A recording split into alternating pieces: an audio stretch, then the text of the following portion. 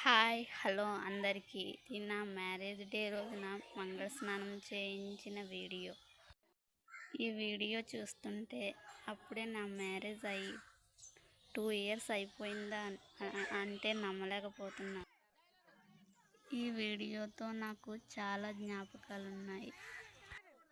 ఈ మంగళ స్నానం చాలా హడావిడిగా జరిగింది నాకు. ఎందుకంటే ఒక పక్క పెళ్లి కూతుర్ని చేసే టైం అయిపోతుంది, కానీ కెమెరామెన్ ఇంకా రాలేదు. ఎవరు చెప్పలేదు ఈ టైంకి పెళ్లి కూతుర్ని చేయాలి, త్వరగా రమ్మని. వచ్చేటప్పటికే నాకు మంగళ స్నానం అయిపోయి పెళ్లి కూతురిగా రెడీ కూడా చేశారు నన్ను.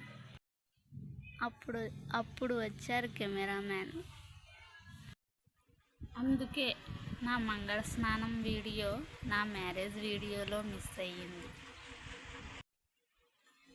ఈ వీడియో మొబైల్లో తీసింది కాబట్టి క్వాలిటీ తక్కువగా ఉండొచ్చు కొంచెం.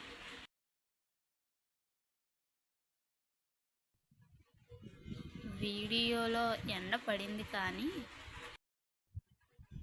మా మ్యారేజ్ ఫిబ్రవరిలో, అంటే మంచి చలికాలంలో జరిగింది.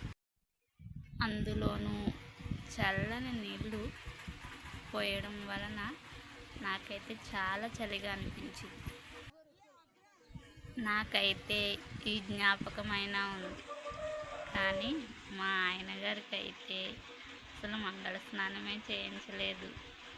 ఎందుకంటే మా మ్యారేజ్ డేకి మంగళ స్నానాలు అప్పుడే కొత్తగా వచ్చేవి. అంతకుముందు ఎప్పుడు మంగళ స్నానాలు చేయించేవారు కాదు.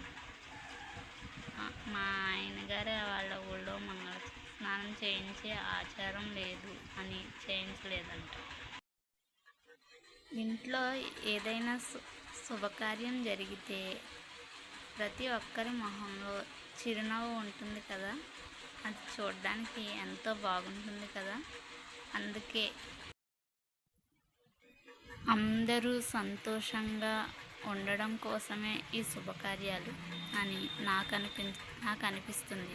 మరి మీకేమనిపిస్తుందో చెప్పండి. ఈ వీడియో చూస్తుంటే నా మ్యారేజ్ అయ్యి అప్పుడే 2 ఇయర్స్ అయిపోతుందా, రోజులు ఇంత త్వరగా గడిచిపోతున్నాయా అనిపిస్తుంది. అయినా నా పిచ్చి, కానీ రోజులు గడుస్తూనే ఉంటాయి, మనం పడే బాధలు పడుతూనే ఉంటాం. అలాగే సంతోషాలు ఉంటాయి అనుకోండి. ఏవి ఎక్కువ తక్కువ కాకుండా సమానంగా ఉంటాయి అంటారు పెద్దలు. ఎవరి మాట నమ్మాలో. ఇంతకీ మీరేమంటారు? అయ్యో తల్లి, కష్టాలు లేకుండా ఈ భూమి మీద బతకడం సాధ్యమా అంటారా?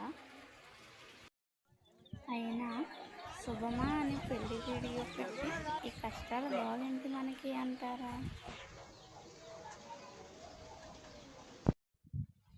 చివరిగా 4 మాటలు.